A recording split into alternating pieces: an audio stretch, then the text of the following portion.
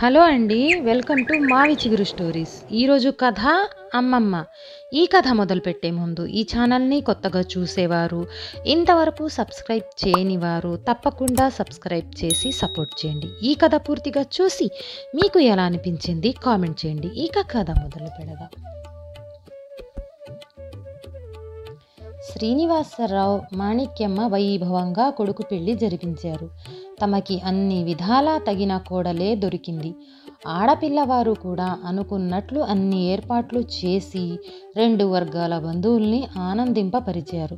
1-2 చోట్ల ఇబ్బందులొచ్చినా శ్రీనివాసరావు, ముఖ్యంగా మాణిక్యమ్మ సర్దుకుపోవటానికి ఇష్టపడ్డారు. వాసంతి రేపటి నుంచి మన ఇంట్లో కాపురం చేయాల్సిన అమ్మాయండి. ఇవాళ మనం నోరు చేసుకుని వాళ్ళని చిన్నబుచ్చితే చుట్టాలు అందరూ సంతోషిస్తారేమోలే గాని కోడలు పిల్ల దృష్టిలో మనం పేచీకోట్లుగా మిగిలిపోతాం. మనము ఆడపిల్లల పెళ్ళిళ్ళు చేయాల్సిన వాళ్ళం. మాట్లాడకుండా ఊరుకోండి అని మాణిక్యం శ్రీనివాసరావుతో అన్నది. భార్య చెప్పిన మాటలకి శ్రీనివాసరావు సిగ్గుపడ్డాడు. ఒప్పుకున్నాడు, తలదించుకున్నాడు. 30 ఏళ్ల కాపురంలో ఎప్పుడూ నోరెత్తి సలహా చెప్పని మాణిక్యమ్మ ఇవాళ అన్న మాటల్లో భుజం తడుపుకోవాల్సిన మాటలు ఉన్నాయని అర్థం ధ్వనించింది. నిజమే, శ్రీనివాసరావు పెళ్ళి. ప్రైవేటు కంపెనీలో చిన్న ఉద్యోగం చేస్తున్న మాణిక్యం తండ్రి తనకున్నంతలోనే పెద్ద కూతురు మాణిక్యం పెళ్లి చేస్తున్నాడు. వియ్యాల వారికి అంటే శ్రీనివాసరావు తల్లిదండ్రులకి, వారి వైపు బంధువులకి మాణిక్యం తప్ప వాళ్ళ ఏర్పాట్లు చేసిన మర్యాదలైతే నచ్చలేదు. సుముహూర్తం అనగానే పెళ్లి తంతు ఎలాగో అనిపించింది. పెళ్లి విందు కూడా అందుకోకుండా మాణిక్యాన్ని తీసుకుని వెళ్ళిపోయాడు. అసలు శ్రీనివాసరావు తల్లిదండ్రులు మాణిక్యాన్ని దిగవిడిచే వెళ్ళేవారేమో కానీ శ్రీనివాసరావు ఒప్పుకోలేదు. పెళ్లి నాటి మర్యాదలు చాలక మాణిక్యం కుటుంబంతో శ్రీనివాసరావు కుటుంబం శాశ్వతంగా విడిపోయింది. తండ్రి చనిపోయినా మాణిక్యం వెళ్ళనే లేదు. కాదు వెళ్ళటానికి వీల్లేదని మొగుడి శాసనం. ఆ తర్వాత చానాళ్లకి మాణిక్యం అత్తగారు, ఇంకొన్నాళ్లకి మామగారు పోయినా మాణిక్యం తల్లికి కబురు వెళ్ళలేదు. అది మొగుడి నిర్ణయం. తల్లి తండ్రి పెట్టుకున్న పంతాలు శాశ్వతంగా వారసత్వంగా శ్రీనివాసరావు కొనసాగిస్తున్నాడన్నమాట. మీ అమ్మా నాన్న ఇప్పుడు లేరుగా, మా అమ్మని ఒక్కసారి చూసొద్దామండి అని మాణిక్యం అడగనూ లేదు. 30 ఏళ్లు గడిచిపోయాయి. 25 ఏళ్లు దాటిన కొడుకు శశాంక్కి పెళ్లి చేస్తున్నారు శ్రీనివాసరావు దంపతులు. మనం ఇంకా 2 అమ్మాయిలకి పెళ్లి చేయాలి. వాళ్ల చదువులు పూర్తవగానే పెళ్లి సంబంధాల వేట కొనసాగుతుంది. ఇప్పుడు మళ్ళీ ఆడపెళ్లి వాళ్ల మీద విరుచుకు పడితే బాగోదు. భార్య మాట శ్రీనివాసరావుకి నిజమే అనిపించలేదు. కానీ ఆమె చెప్పిన మాటకి మారు మాట్లాడకుండా అవును కదా అనుకున్నాడు. మామూలుగా మారిపోయాడు. సర్దుకుపోవాలి అనుకున్నాడు. దంపతులిద్దరినీ హనీమూన్కి వెళ్ళమని 15,000 శాంక్షన్ చేశాడు శ్రీనివాసరావు. కొడుకు కోడల్ని పక్కకు పిలిచింది మాణిక్యం. నాకో చిన్న కోరిక ఉంద్రా, తీరుస్తారా అంది. చెప్పమ్మా అన్నాడు. మాణిక్యం మాట కొంతసేపు పెగల్లేదు. చెప్పండి అత్తయ్య, కోడలు ప్రేమగా అడిగింది. మీరు హనీమూన్కి వెళ్ళే ఇంటికి తిరిగి వచ్చే ముందు అయినా మీ అమ్మమ్మ దగ్గరికి వెళ్ళిరారా, ఆవిడ ఆశీర్వాదం తీసుకోవాలి అంది. ఇద్దరూ కన్నీళ్లతో చెప్తున్న ఆమె మాటల్ని వింటున్నారు. అత్తయ్య, మీ అమ్మగారు పెళ్లికి రాలేదా, కొత్త కోడలు ఆత్మీయంగా అడిగింది. రాలేదమ్మా, మేము పిలవలేదు. రాలేని స్థితిలో ఉందా అమ్మమ్మ? కాదు నేను పిలవలేని స్థితిలో ఉన్నాన్రా. కన్నీళ్లు పొంగి గొంతులో దుఃఖం రాయిగట్టింది. కాకినాడ దగ్గర సర్పవరంలోనే ఉంటోందట. మా నాన్న పేరు కొండపూడి పరమేశ్వరం, ఆయన లేరు. మా అమ్మని బుల్లెమ్మాయి అనేవారు. అసలు పేరు సీతామహాలక్ష్మి. ఇంకా వివరాలు చెప్పేలోగా ఎవరో రావటం వల్ల అడ్రస్ తనకి తెలుసున్నంతలోనే చెప్పగలిగింది. కొత్త కోడలు వాసంతికి అత్తగారు మాతృప్రేమ మీద అమితమైన ఆదరణ కలిగింది. ముందు ఆ మామగారి దగ్గరికే వెళ్దామండి భర్తను కోరింది. ఆలు మగలు హనీమూన్ అన్నవరం అని డిక్లేర్ చేశారు. బయలుదేరారు. సర్పవరం వెళ్ళాలంటే బస్సులుంటాయండి? ఎందుకండి, ఆటో కుదిరిస్తా, వెళ్ళిపోండి. రిక్షాలో మీరు కూకోలేరు, నేను లాగలేను. రిక్షావాణ్ణి అడిగితే నిజాయితీగా చెప్పాడు. ఏడకెళ్ళాలండి ఆటో వాళ్ళ అడిగాడు. చూద్దాం పోని, పెద్ద ఊరా? పెద్ద ఊరంటే పెద్దదే. గుడికెళ్ళే భక్తులు ఈడ్నుంచే ఆటోలెక్కి వెళ్తారు. మడిసికి 30 రూపాయలు తీసుకుంటాం.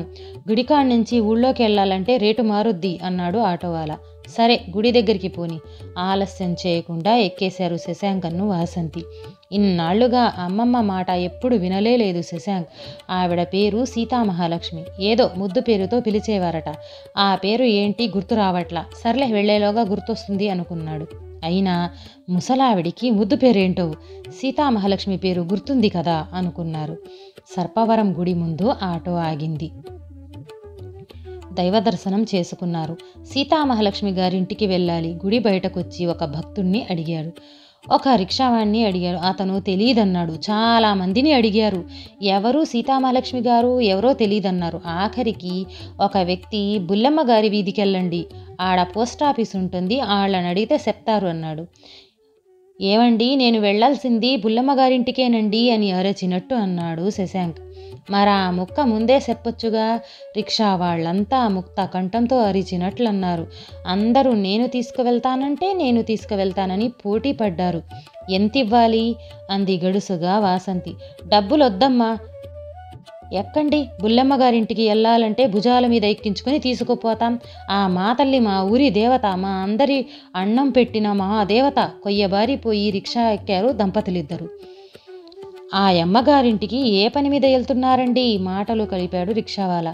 చెప్దామా వద్దా అని తటపటా ఇస్తున్నాడు శశాంక్. అది కాదయ్యా, బుల్లమ్మ గారి పేరు వినగానే నువ్వంత భక్తిగా ప్రేమగా పలకరించావు. ఆవిడ ఏం చేస్తుంది అసలు?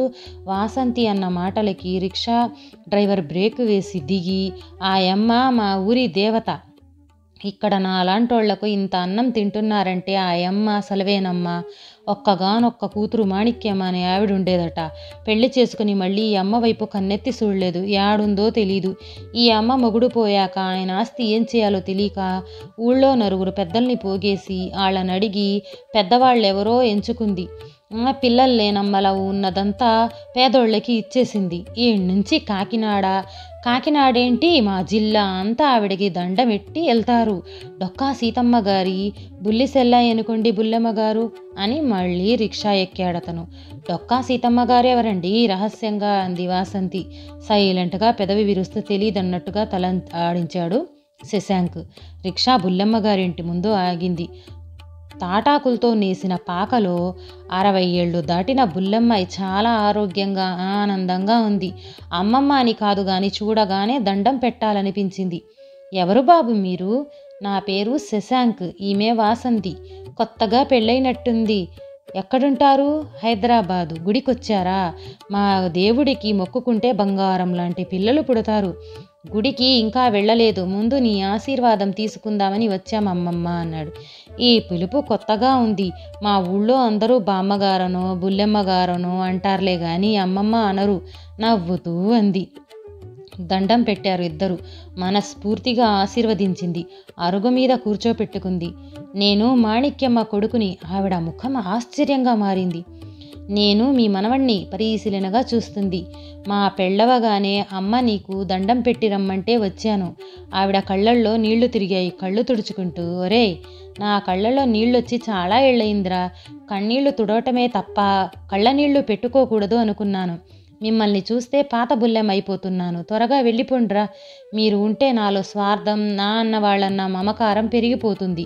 ఆ మమకారం మళ్ళీ ఇలా కన్నీళ్లలో ముంచేస్తుంది. వెళ్ళండి. మీ అమ్మకి మాత్రం నన్ను చూశానని చెప్పకండి. దానికి లేనిపోని బెంగ పెరుగుతుంది. వెళ్ళిపోండి. అటెళ్తున్న రిక్షాని పిలిచి, ఒరేయ్ అన్నారం, వీళ్ళని వెంకటేశం బట్టల దుకాణానికి తీసుకువెళ్ళు. అబ్బాయికి అమ్మాయికి నచ్చిన జత ఇమ్మను. సాయంత్రం వచ్చి సొమ్ములు తీసుకుపోమ్మను. ఏమీ అనుకోకండ్రా. నేను ప్రేమ పంచడమే తప్ప ప్రేమ పొందలేను. హాయిగా నవ్వుతూ సాగనంపించింది. అమ్మమ్మని అనవసరంగా చూశాము అనుకున్నాడు. కానీ వెంటనే కాదు, ఆలస్యంగా కలిశామనుకున్నాడు. బరువెక్కిన గుండెలతో రిక్షా ఎక్కారు. వెనక్కి తిరిగి చూస్తే అమ్మమ్మ లోపలికెళ్ళిపోతుంది. ప్రేమని జయించిన విరాగినిలా.